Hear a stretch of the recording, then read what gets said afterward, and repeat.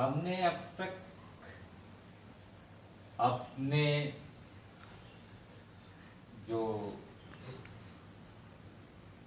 एक क्लास किया है उसमें कोशिश की है यह बताने की कि क्या चीज सामान्य समझ से बनी है और क्या मनुष्य की कल्पना मात्र है। तो आगे उसमें थोड़ी सी चीज अभी बाकी है, वह मैं आपको बता दूंगा, मगर उसके पहले मैं ये बताना चाहता हूँ कि मैं किन किन चीज़ों को या किन किन चीज़ों के बारे में बताऊंगा। तो मेरा सब्जेक्ट है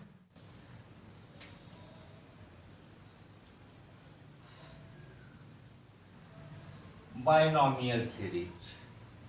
मेरा सब्जेक्ट है बायनॉमियल सीरीज। दूसरा सब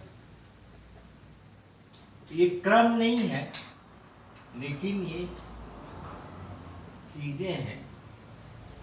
लाइन, स्ट्रेट लाइन। थर्ड है, या कोई किसी भी नंबर पे ये आ सकता है, ये है एंगल। फिर है इंफिनिटी। इन चारों चीजों के अलावा भी विज्ञान में बहुत कुछ है, वो हम सब इसमें समाहित करेंगे। और पांचवी चीज है स्पीड। सिंपल स्पीड नहीं, रिलेटिव स्पीड।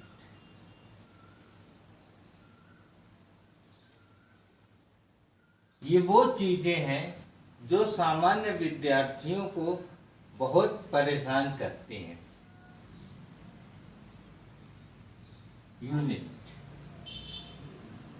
हर चीज की यूनिट, ये 6 चीजें हैं जो सामान्य विद्यार्थियों को परेशान करती हैं। अब हम अपने मूल विषय की ओर लौटते हैं।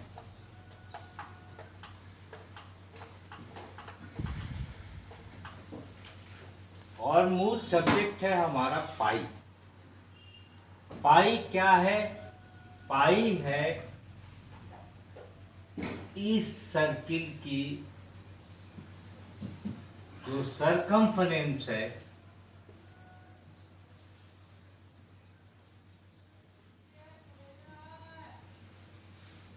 फरेंस है और रेडियस है, उसका अनुपात।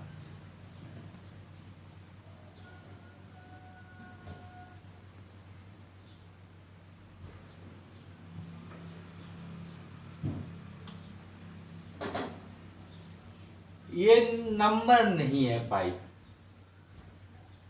इसको हमने बदल दिया।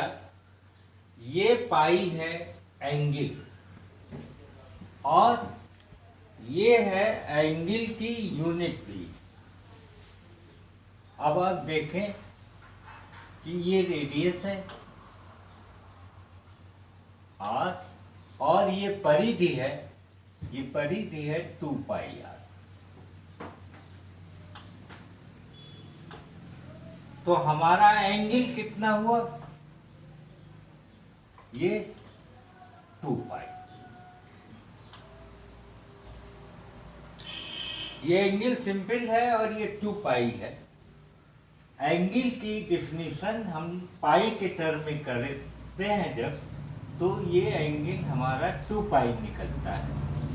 और 2 पाई एंगल की डिफिनीशन को लेने के लिए हम ये आर्क लेते हैं, कार्ड नहीं लेते, आर्क लेते हैं। यानी आर्क ये हुआ और कार्ड ये हुआ। आर्क लेते हैं तो आर्क अपॉन रेडियस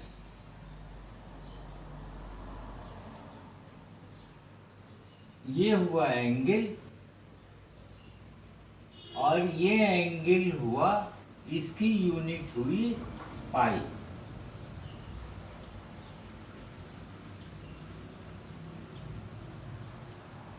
मगर पाई को डिवाइड करना, जोड़ना, घटाना और इसको भागों में बांटना कठिन सा है।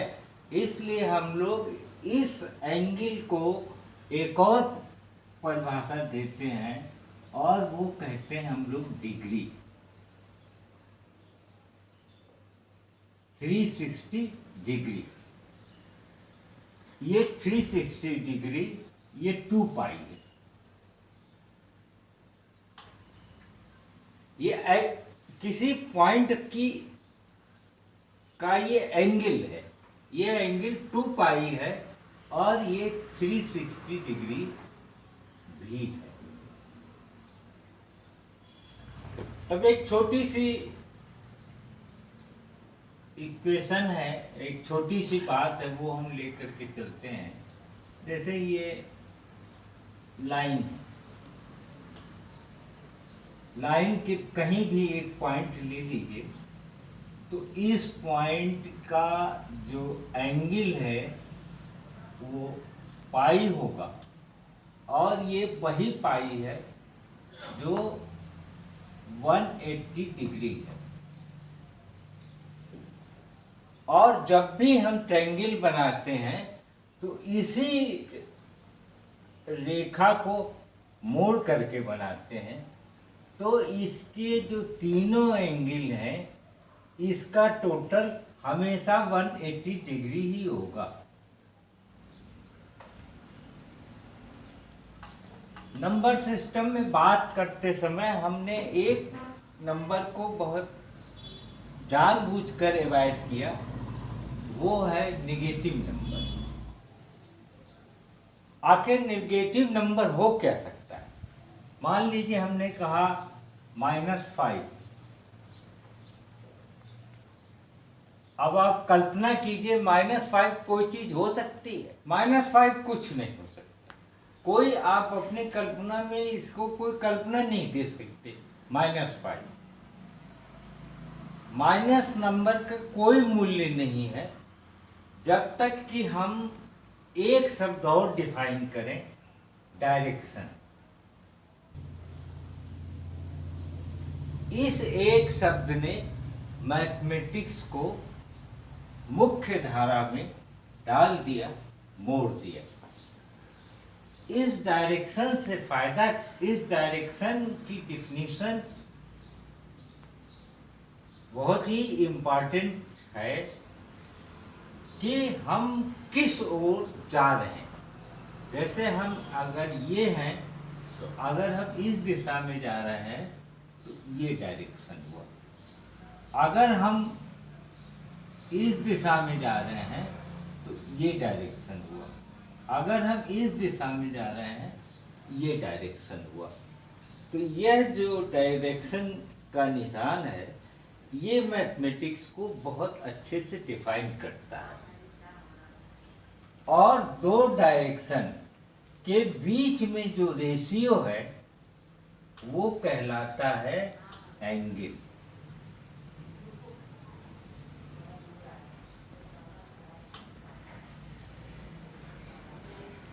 ये वही एंगल है जो हमने सर्किल में डिफाइन किया था, और इसका जो मान है, मूल्य है, वो डिग्री में नापा जाता है।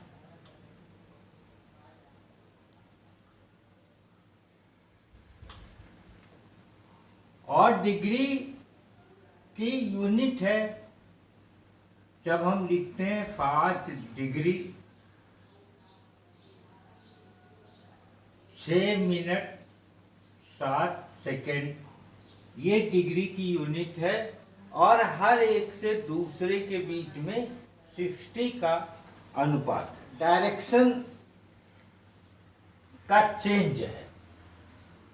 तो इसलिए अगर लाइन ऐसी है तो डायरेक्शन का चेंज इतना हुआ।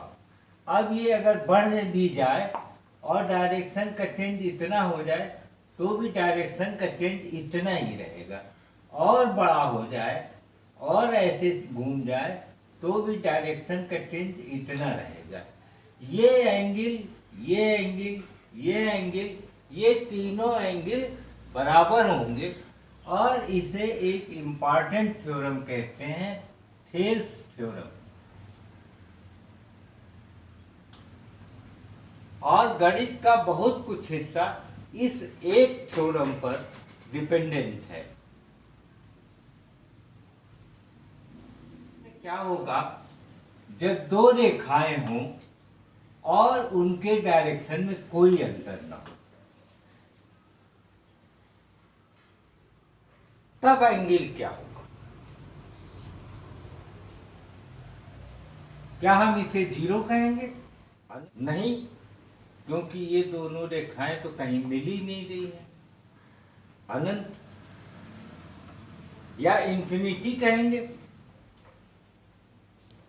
कि ये इन्फिनिटी पे जाकर के मिल रही है, तो इसको हम अनडिफाइंड कहते हैं।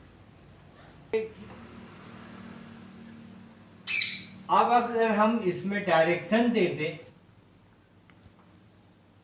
तो आसान हो जाएगा कि अब एक ही दिशा में जा रहे हैं तो इसका एंगल होगा जीरो। और जब हम ये दूसरी दिशा में चला देते हैं तब इसका एंगल क्या होगा? तब भी इसका एंगल जीरो होगा।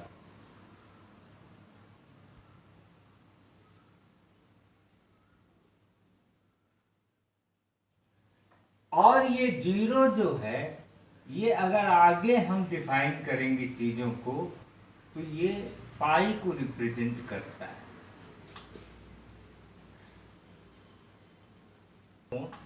अब एक छोटी सी बात और बताकर आज का चैप्टर खत्म करते हैं कि जो अर्धवृत्त है इसका परिधि पर बना कोण ये हमेशा 90 डिग्री होता है। इसे हम सिद्ध क्यों करें? वे मतलब सिद्ध करें, अगर हम केंद्र ले लेते हैं तो केंद्र पर बना कोण 180 डिग्री होगा, तो स्वतः ही परिधि पर बना कोण केंद्र पर बने कोण का आधा होता है, इसलिए ये 90 डिग्री होगा। और यह एक पूरे ज्योमेट्री में, कम से कम ये सर्किल की ज्योमेट्री में ये फार्मूला बहुत इम्पॉर्टेंट है कि अर्धवृत्त का यह जो कोण है ये 90 डिग्री है। अर्धवृत्त मतलब हाफ सर्किल। अब इसके बाद हम सिस्टमेटिक रूप से चलेंगे और सिस्टमेटिक रूप से चीज़ों को डिफाइन करते चलेंगे। यह केवल